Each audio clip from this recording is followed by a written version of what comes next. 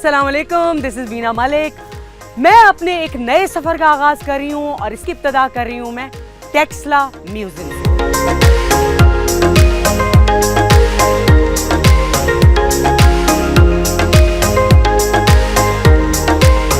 ये एक ऐसी सरजमीन है जहाँ पर बहुत सारी तहजीबों का आगाज़ हुआ है और उन्हीं तहजीबों में से थी एक गंधारा सिविलाइजेशन। और टेक्सला म्यूजियम में गंधारा सिविलाइजेशन की बहुत सारी बाकियात मौजूद हैं। ये सारी बाकियात इंसान की अज़मत रफ्ता का मुंह बोलता सबूत है।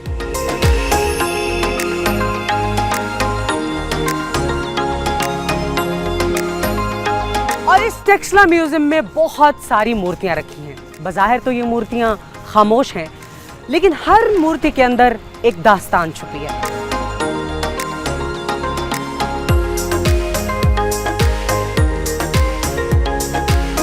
और इस म्यूजियम के दीवारों पर जो नक्काश बने हैं वो इस बात की अक्कासी करते हैं कि जब अहले यूरोप को जिंदा रहने के लिए लड़ना पड़ता था तो यहाँ पर इल्म और अदब की बात होती थी।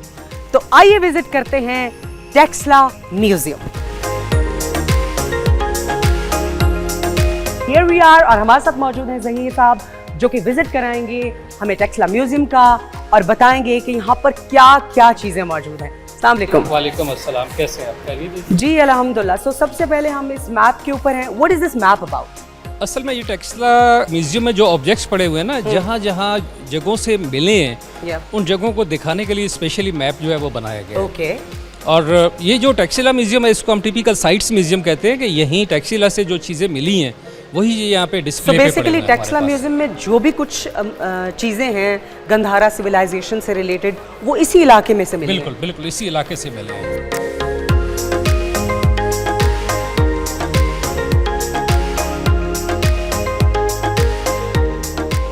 How connected it is? और टेक्सला में बेसिकली हमारे पास 3 शहर जो मिले एक्सकैवेशन के दौरान। ये सबसे जो एंशियंट सिटी था वो बिडमाउंट के नाम से है और बिडमाउंट ये म्यूजियम के राइट पे नज़र आ रहे हैं आपको।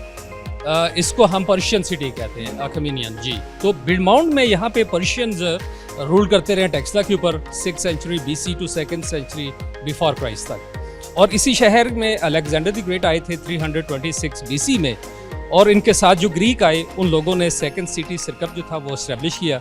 और सिरकप को हम लैंड सिटी भी कहते हैं और ये ग्रीक दौर में कैपिटल भी था और ग्रीक यहाँ 2nd century BC to 2nd century AD तक रहे हैं। उसके बाद यहाँ पे कुशान आ गए, बुद्धिस्ट आ गए जिन्होंने 3rd सिटी इस्टेब्लिश किया, सिरसोकुस का नाम रखा है। और कुशान बुद्धिस्ट लोग थे जो सेंट्रल एशिया से यहाँ पे आए थे हमारे पास। इनके आने के बाद ये आर्ट आप देख रहे हैं, ये गंधारा आर्ट जिसको हम कह रहे हैं, ये शुरू हुआ है। इसको रिलीजियस आर्ट कहते हैं, Buddhist art, Indo Greek art भी कहा जाता है। और कुशान लोगों ने यहाँ टेक्सला में डिफरेंट रिलीजियस प्लेसेस एस्टेब्लिश किए जिनको हम कुशान डायनेस्टीज वगैरह कहते हैं। इनमें ये जूलियन वगैरह शामिल हैं, ये जिन्ना वाली डेयरी बादलपुर वगैरह भी आप देख सकते हैं। इसके अलावा हमारे पास टेक्सला में एक एंशियंट यूनिवर्सिटी भी हुआ करती थी जिसका नाम था Julian. If I am not wrong, तो ये क्या वही यूनिवर्सिटी है जिसमें चंद्रगुप्त मौर्य पढ़ते रहे? बाज़ लोग कहते हैं, बट आई थिंक कि ये इसका जो टाइम पीरियड है वो 2nd to 5th century AD का दौर बनता है। मे बी कि इस टाइम पे यहाँ पे इससे पहले का टाइम उनका गुजरा हुआ है। Okay. तो इस वक्त वो यहाँ पे नहीं थे। अच्छा। हाँ, इसके अलावा यहाँ हमारे पास ये जो मेन स्तूपा है धर्माराजी का, ये वही स्तूपा था जो अशोका ने एस्टेब्लिश किया था। और अशोका के दौर में यहाँ पे बुद्धिज्म स्टार्ट हुआ था। अशोका बेसिकली पोता था चंद्रगुप्त मौर्य का। अच्छा। और अशोका ने बुद्धिज्म जब अडॉप्ट किया तो यहाँ पे वो बुद्धा की रेलिक्स लेके आए और एक जो पॉट था उनकी रेलिक्स का वो यहाँ पे लाके प्रिजर्व किया गया टेक्सला के अंदर। तो इस तरह यहाँ टेक्सला में बुद्धिज्म स्टार्ट हुई और इस तरह हम टेक्सला को वेसा बुद्धिज्म कहते हैं, इसको सेंट्रला बुद्धिज्म कहते हैं।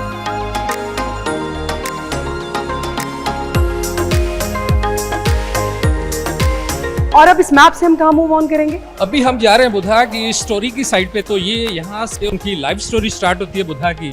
अच्छा। बेसिकली उन्होंने बुद्धा की हिस्ट्री को प्रिजर्व किया कि बुद्धा दिखाया गया कि बुद्धा ने अपनी जिंदगी कैसे गुजारी है। तो ये सारे उनके लाइफ इवेंट्स थे जो कुशान दौर में इनको प्रिजर्व किया गया।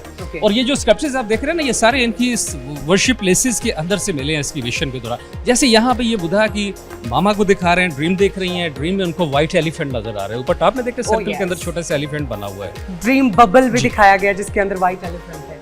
और ये व्हाइट एलिफेंट देखना उस जमाने में एक अच्छी न्यूज समझी जाती थी। अच्छा। ये जो आफ्टर वाला स्टैचू है इसमें यहाँ पे पामश लोग दिखाए गए, हाथ देख रहे हैं उनका। ये लोग ख्वाब की ताबीर बता रहे हैं कि आपके यहाँ एक शहजादा पैदा होगी। फिर उसके बाद सिद्धार्थ की बर्थ की तस्वीर लगी हुई है और सिद्धार्था बुद्धा का रियल नेम था जो नेपाल में पैदा हुए 563 बीसी में। ये लुम्बिनी जगह थी जहाँ उनकी बर्थ हुई। ये आगे उनको फर्स्ट बात दे रहे हैं।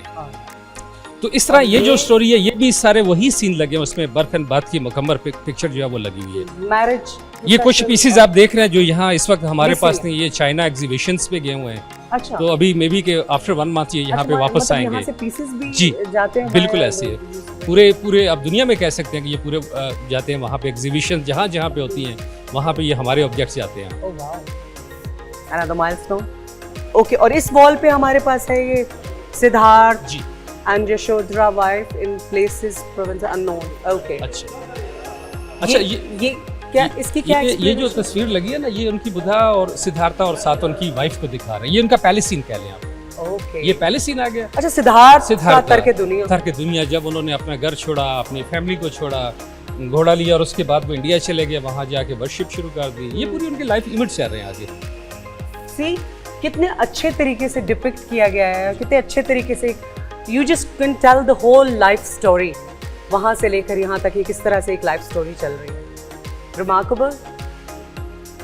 और आगे क्या है? अब यहाँ पे जो स्टैचू लगा है ना, इसको हम टिपिकल हेलेनिस्टिक कहते हैं। अब इसमें यहाँ पे जो ड्रेस दिखाया गया है वो देखें आप, इसमें रोब्स देखें, और इवन यहाँ पे जो सैंडल दिखा रहे हैं, उस जमाने में ग्रीक पहना करते थे। बेसिकली ये जो आर्ट है ना, इसको इंडो ग्रीक आर्ट कहते हैं, क्योंकि ग्रीक लोगों ने इस आर्ट को मर्ज कर दिया, मिक्स कर दिया, तो ये आर्ट सामने आ रहा है इंडो ग्रीक आर्ट के हवाले से।